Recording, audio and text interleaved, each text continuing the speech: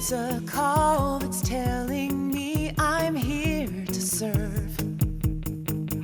It's a need to make a difference in the world. 24 hours, day or night, these healing hands will make it right. Looking in their eyes, I know that I'm changing lives. Changing lives. Changing lives for the better. For the better. Changing lives.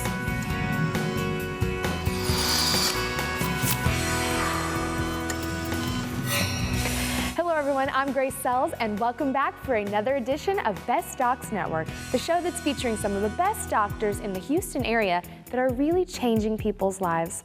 Up first on our show today, we're going to hear how Gary was treated for valvular heart disease by interventional cardiologist Dr. Annie Varughese.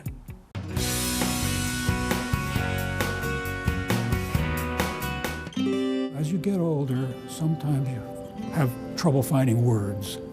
So my daughter got all worried, so she'd maybe go to a neurologist. So he does his thing, go back later, he said, it looks like you had a couple small strokes. They're small, they're not gonna bother you. But, he says, you need to go to a cardiologist to check out your heart, just to be on the safe side. Valvular heart disease encompasses many different entities. The heart has 4 different valves, and Gary Singerman had actually infection and rupture of his mitral valve, which is a very important valve separating the top and bottom chamber of the left side of the heart. So she sent me to Houston Northwest Hospital, where she had them ordered ultrasound for me. You know, I feel fine. Can I go home now? So my wife and I are sitting there, and she comes in with this film of the ultrasound. She says, could you see the mitral valve there? I said, no, I'm not trained for that. She points with it to her pen and says, right there, it's hanging down in the ventricle. It's been ruined with the bacteria, and it's not doing anything. And so she says, within a month, you're gonna have a massive heart failure. And I heard my wife gasp, and I got rocked. I said, wait a minute, I feel fine. She said, I'm checking you into the hospital right now. Mr. Singerman had mitral valve prolapse, therefore the valve was not closing properly, was redundant and thick, and therefore it was easy for bacteria to stick to that valve and cause infection. And this happened before I met him, and his story is quite interesting, how he came to me. He immediately needed surgery because his valve was infected and ruptured and not working at all. But he's very thankful that he came because we were able to save him. Obviously, I lived, but the point is I may not have if Dr. Varughese hadn't caught that ruined mitral valve, and so I owe her.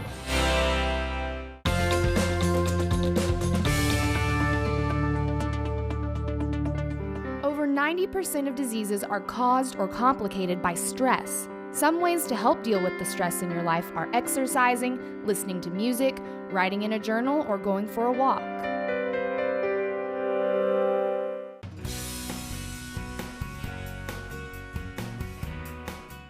I probably wouldn't have done it if my wife had not persisted and said it meant something to her. The discussions about my health and my heart and how the teeth over time could affect it, and that I finally gave in and did it for my wife. Ed comes in and he wants to get all this work done, and so we basically did a full mouth on him. His teeth were broken down. He had had some dental work a long time ago, but it had basically gotten redecayed and some problems there. So he needed to have a lot of this done. The thought of being able to come in and get it done, I'll say one sitting, although it's pretty long sitting, was probably the appeal to doing it that way. So we did the smile lift on Ed, where we opened his bite some, and to get them in a better position, increased the color, made them whiter, brighter, and got them more in alignment to where they weren't hitting all different places. And the results are amazing. not like any dentist experience I've ever had. And I had thoughts when I was young about being a dentist, and had a couple good family friends that were dentists, and the experience was nothing like any dentist I had been to. He's busy, but he was able to come in, and we could do this in a couple of visits and get the major things done. These are normal results for us, but you look at it and it's pretty dramatic. But that's what I get to see every day. That's what I love about my work. You get health, get things cleaned up and looking good, but also make it look awesome. Again, I don't smile too often, but it's amazing how many people stop me, whether it be a TSA agent at the airport, or a waitress, or someone I'm doing business with that says, boy, how beautiful your smile is. And as a man, I'm reluctant to say, oh, well, yeah, I've had cosmetic dentistry. So I just kind of say thank you, and I said I've been blessed, and I have. When I look in the mirror and smile, yeah, it makes me feel good now. BestDocsNetwork.com helps you find the right doctor for your medical needs. Watch videos on each doctor and decide for yourself who fits you best. On the Best Docs Network homepage, you can see the latest videos, search for a doctor, find educational content, and watch the latest TV episodes from each BDN market. Varicose veins affect 17% of men and 33% of women in the U.S., and they can cause chronic severe pain if left untreated. Let's hear from vein specialist Dr. Peter Morgan, who was able to treat Sam, who suffered from chronic venous insufficiency.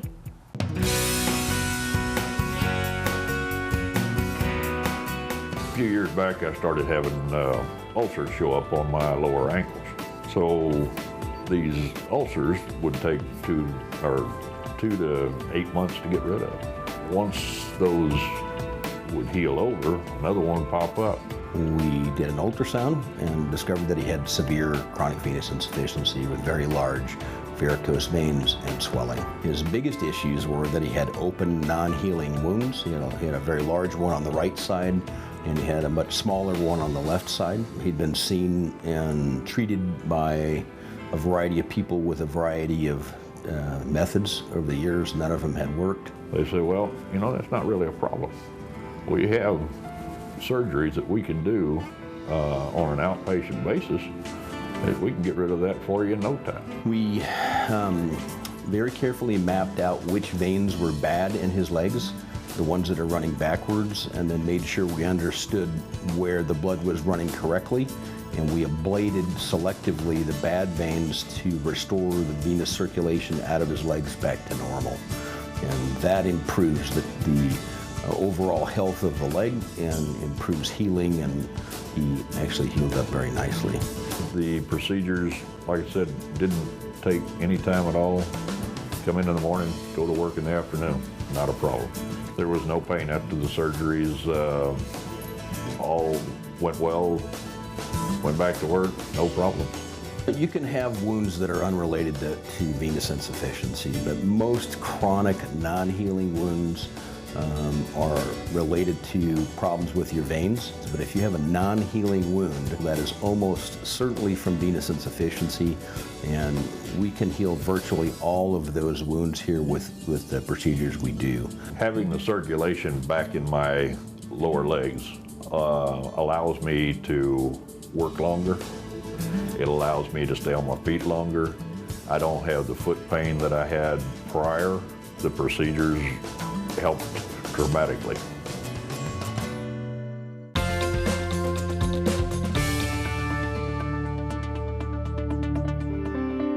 Be sure to wash your sheets and other bedding in hot water that is at least 140 degrees Fahrenheit to properly sanitize and remove dust mites that can irritate sensitive skin and exacerbate eczema. To find a doctor on BestDocsNetwork.com, you can search by your location and the doctor's specialty. From there, you can search through the doctors listed. You can even search by your current location to find the doctor closest to you.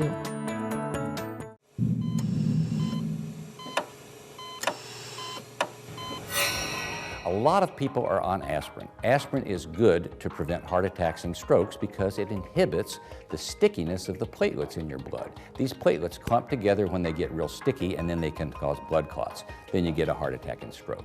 Aspirin stops that stickiness. Now, we used to say that anyone at high risk for a heart attack and stroke should be on aspirin to prevent those problems. But now we think we should only use it for people who have had a heart attack and stroke. We found that people who took aspirin to prevent those things, yet had never had one of those problems, a heart attack or stroke, those patients still had just the same number of heart attacks and strokes, but had more bleeding from the aspirin because it can be hard on your stomach, and had more bruising because it can cause the blood not to clot in your arms and legs, and then you'll get bruises all over the place. So if you've had a heart attack and stroke, you should take aspirin 81 milligrams, that's a baby aspirin. Don't get brand name, get just generic stuff. If you've had stomach problems like ulcers and gastritis, use an enteric-coated aspirin. But it is true, in many cases, an aspirin a day can keep the doctor away. For additional medical minutes from Dr. Honaker, log on to bestdocsnetwork.com and click on the Medical Minute tab on the home page.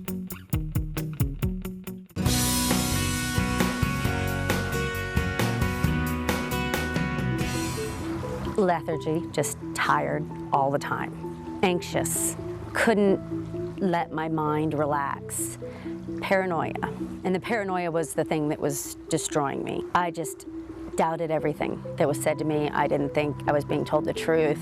I was looking for anything I could find to prove that something was wrong in my marriage. I was completely convinced that I was headed towards the end and trying to figure out my life. Samantha came in with mood challenges. She had a lot of issues right before her cycle, about a week or two before it happened. She would definitely notice that her moods would change. She would have more irritability, more anxiety. From the moment she told me she could help me, I think my mind already changed a little bit. Was I skeptical? Yes. But when I started taking the hormones, which is just progesterone, I honestly believe it was within like a week or two that everything started to change. Around the mid-30s, or even after we've had 1 or 2 children, we certainly notice a decline in how we feel, and that starts the imbalance of how our hormones start to change. And so during that period of time, we get a phase called estrogen dominance. So if we're able to take that progesterone and rematch it to the estrogen, we are able to correct the heavy periods, the PMS symptoms, the bloating, the irritability, the anxiety. Well, it's been over a year that I've been better, and I will never go off of these hormones if I can help it. I know people think, is this a short-term fix? Once I get better, can I stop? And you know, I've been told that no, this is it. These hormones aren't going to come back naturally. You have to continue, and I'm okay with that. I'm perfectly okay with that. So we can have women who literally can't leave their house. They're so anxious, they're so depressed, they have so many mood challenges. And with progesterone, we're able to completely correct that. Samantha, once she was treated, her whole life was completely different. She was able to function so much better, her family was much happier, and really that made a huge difference in her ability to continue to function as a normal human being. I mean, she's able to just go out there and do what she needs to do and not have to worry about these severe mood swings anymore. For more information and to watch hundreds of videos, even request an appointment with one of the amazing doctors that you see on our show, head to our website. It's bestdocsnetwork.com. Now we move on to our next story, where we're going to see how Holly was able to regain confidence in her facial appearance with help from plastic surgeon Dr. David Altamira.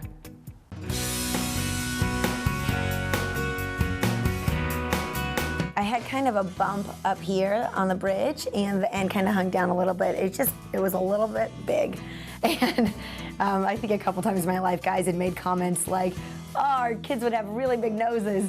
Well, Holly came in with just the thought that had bothered her for a long time, that her nose just didn't match her face. She's an otherwise very attractive young lady, but she'd always had just a large nose that was out of proportion to the rest of her face. I mean, overall, Dr. Altamira made the experience so easy and simple, and I think out of all the doctors that I spoke with, he was the one who made me the most at ease with the process, and he said, you can always do more, but let's do something modest for now, and it's just overall really comfortable. First, we talk to the patient at length. We ask them what they like about their nose and then what they don't like about their nose. There are certain things that we can change and certain things we don't want to change if they're happy with that. We'll take several photographs from different angles, and then we can project them on the computer screen for the patient, and we can actually morph the images to show the patient what they can possibly look like.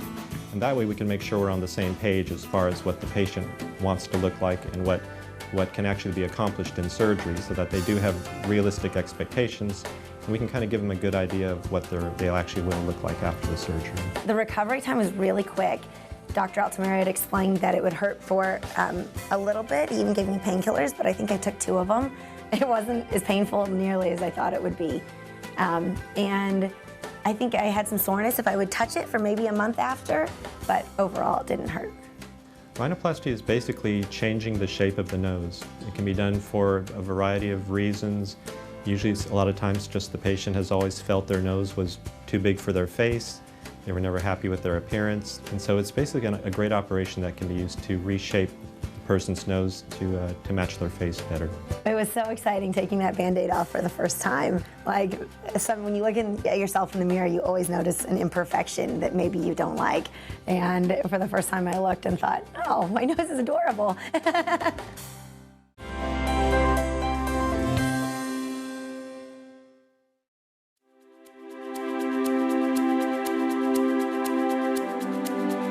External counterpulsation. What is that?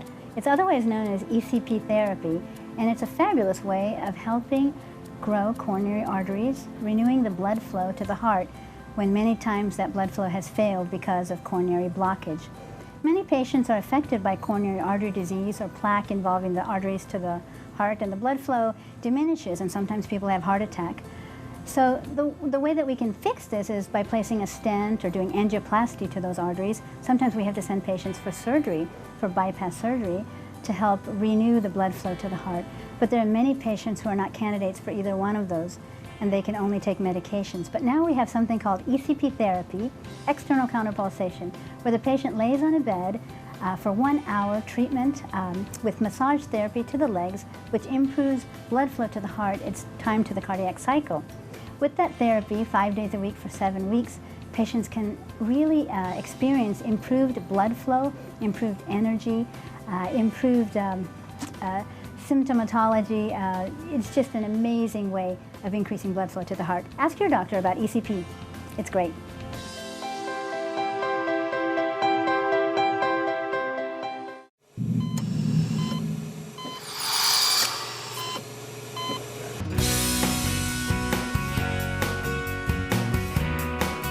Yeah, I lost a couple, and the rest of them started getting loose, and it was something that took about 5 or 6 years to happen. It just suddenly came on, though.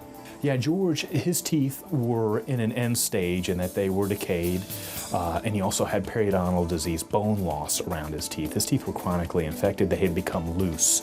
Also, there was a cosmetic problem with his teeth. And George is a very outgoing person and likes to smile and has a great smile. And so his smile just didn't suit his character, not to mention the health of his teeth. It was really driving him down. I was kind of getting to the point where things that required real chewing, particularly in the back of my mouth, was getting more and more difficult. With George, what we did was removed his teeth. Now in him, we focused on his lower jaw. And from a financial standpoint, many individuals decide to maybe focus in one jaw versus the other. Now granted, with him, we could have done both of them simultaneously, but for whatever reason, and oftentimes it's schedules, their busy work schedule, also finances, that they'll sometimes stagger the case to suit them better. And with George, we focused in his lower jaw, and we removed all of his teeth, upper and lower, but we put the implants immediately in his lower jaw. I'm feeling fine now. I'm back to the point of eating anything. There's no problem. We're continuing on. I'm not quite through with all the procedure, but just about. And that is a misconception that we're seeing right now with the advertising where it talks about get this all done and completed in one day. Reality is the final is usually done later down the road once the body has fused to the implants, and the textbook answer for that is at least 3 months, but it can be as long as anywhere from 3 to 6 months. But the standard of care is to keep the patient in a provisional, a prototype, if you will, for a period of at least 3 months. According to my experience, no question about it. Don't be waiting on it. The earlier you start some treatment, clearly the better. Each doctor on the Best Docs Network website has their own profile page where you can watch videos on the doctor, read info on their background and training, find their office locations and directions, as well as ask the doctor a question and request an appointment.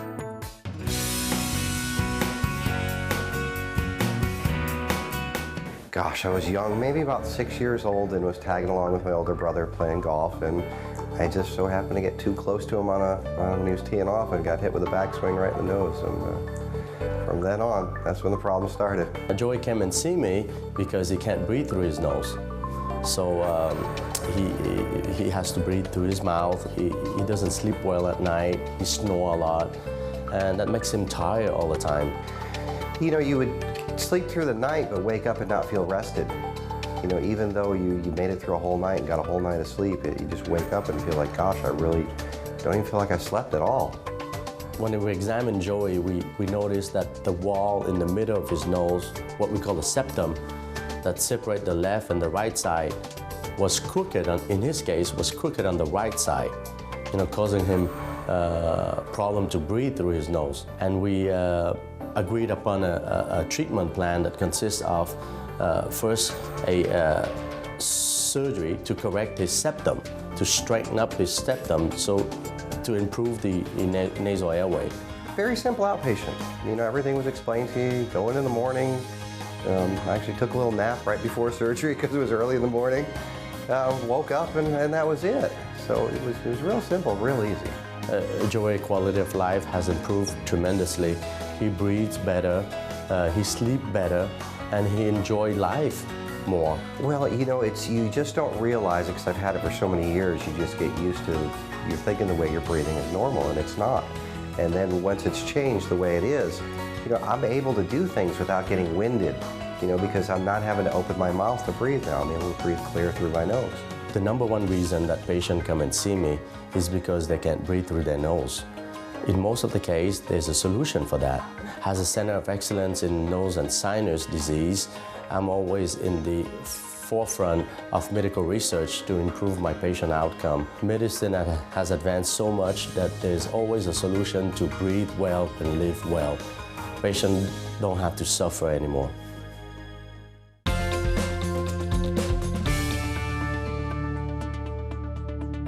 To avoid your child being poisoned, be sure to store all medicines and household products up, away, and out of sight in a cabinet out of their reach. Poison Control reported 9 out of 10 poisonings in children occur in your home.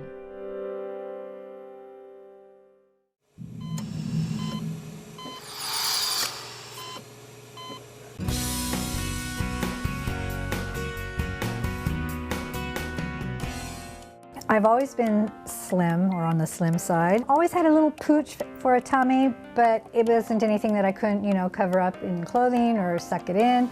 And then, like, I wake up one morning and just went, what's this? And it didn't matter how much I exercised, I've always ate well.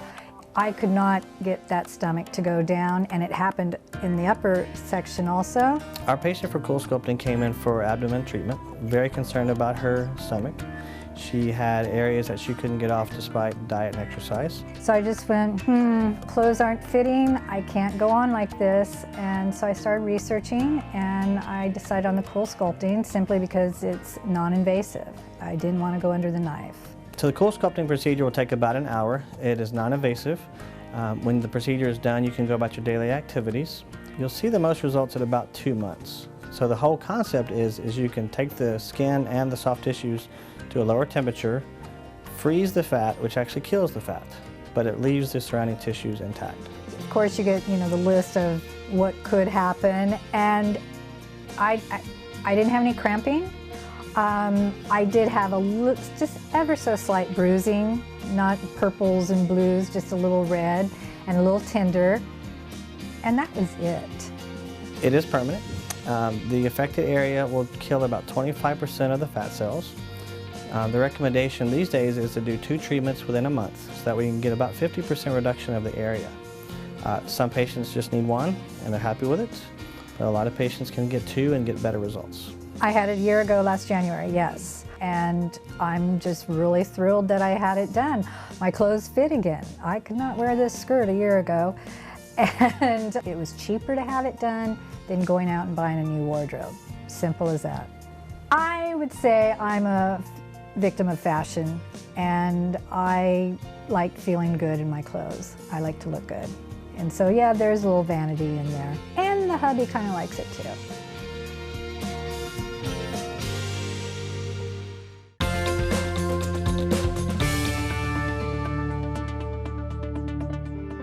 Experts say weight training should be done first because it's a higher intensity exercise compared to cardio. Your body is better able to handle weight training early on in the workout because you're fresh and you have the energy you need to work out. BestDocsNetwork.com also has a video library of all the doctors' videos that you can break down by doctor, topic, and specialty. This is a great way to find videos quickly and watch all the videos associated with your needs.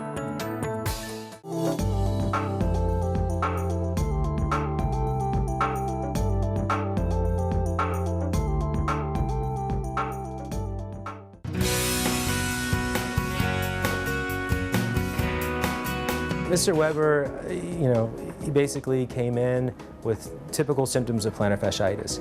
It hurts in the morning, or I can't play golf because I'm just always in pain. And plantar fasciitis, as anyone who's ever had it, it's pretty painful, very, very painful, especially getting up in the morning. And plantar fasciitis is a pain that honestly, in my practice, I probably see 10 to 15 times a day. So typically, someone complains about that first step in the morning when they get down. When you bear weight, your arch actually collapses and your foot gets longer, and this ligament-like structure that's on the bottom of the heel pulls from the heel bone. So when it pulls from the heel bone, you get inflammation. Inflammation triggers the pain cycle. So essentially, every time that you're bearing weight, you're restarting the pain cycle, and it's chronically inflamed tissue on the bottom of the heel. Well, I have to say that this procedure is really amazing. After the recovery time from the surgery, really is immediate relief. Immediate. The Tenex procedure is basically, it's an ultrasonic device that allows you to debride the scar tissue. So when you have plantar fasciitis or any kind of inflammation of a tendon, you develop scar tissue. And so using ultrasound for guidance and using a micro tip, you're able to debride the scar tissue, remove it, and basically start the healing process. The key feature about it is that it's a single incision, 1 suture, and the patient can weight bear immediately after. So it's cutting edge technology combined with minimal incision surgery. It's really remarkable. I mean, it's truly remarkable. I don't have any pain in the area that it affected me. It was really, truly amazing.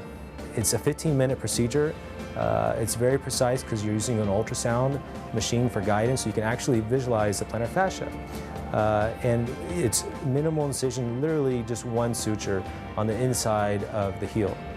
So it's not on a weight-bearing part, so you can immediately weight bear after the surgery. Patients love it, and so I love having this as a new thing I can introduce to my practice.